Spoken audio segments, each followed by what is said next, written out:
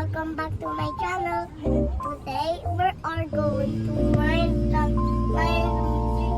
come with us. So ito na nga, papunta na nga kami sa Mind Museum at sobrang excited ang mga bagets.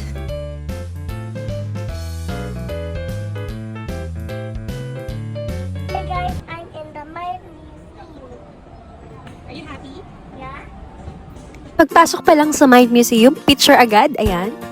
At sobrang daming interactive activities na makikita sa loob.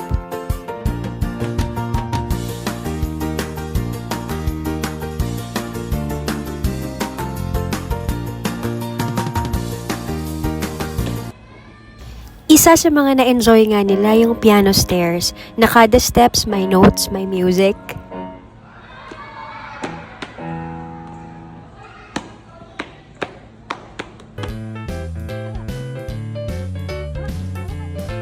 At sino bang hindi matutuwa dito sa static ball?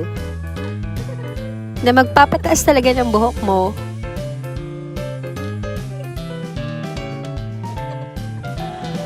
Kaya tayong mga kids at heart na mga parentals, ayan, may enjoy to. Bukod sa napakaraming makikita sa loob, sobrang daming tanong din ng mga anak ko, Char.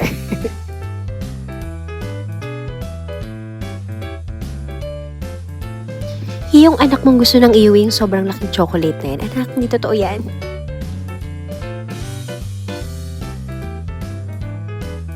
And finally, nandito na nga kami dun sa isa sa mga sikat na attraction dito, yung malaking bulto ng dinosaur skeleton.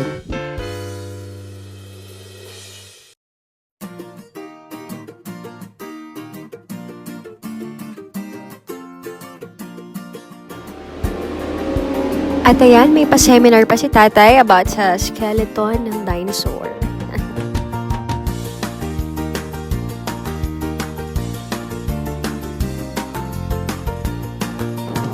Na-enjoy din namin to, yung lava tunnel, na talagang parang umiikot yung dadaanan.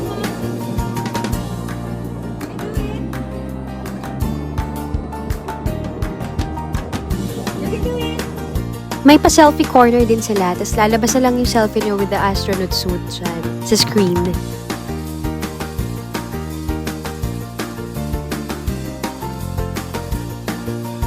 At nag-enjoy din kami dito sa spaceship capsule. So feeling namin nasa loob kami ng spaceship. Yan, tuwang-tuwa yung mga bagets. At mga filling bagets. Nakakatuwa din dahil may on-the-spot science experiments na talaga namang pumukaw sa mga bagets.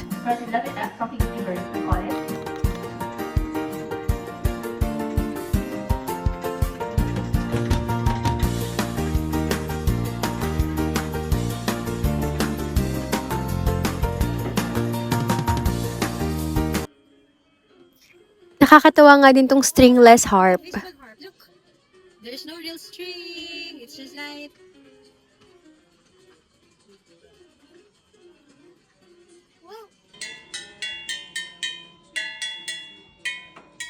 Kaloka din tong anak ko na natugtog pa yung Mary Had a Little Lamb dito sa antigong instrument.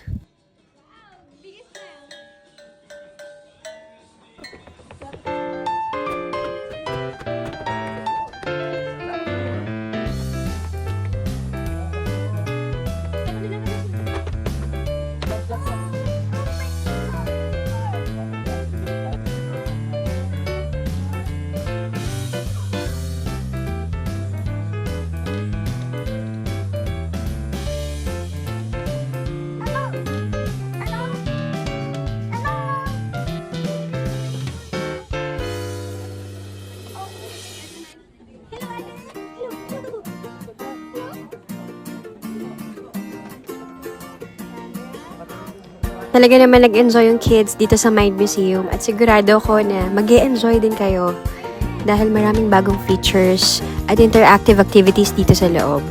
Tulad na lang ng mga colorful building blocks and puzzles.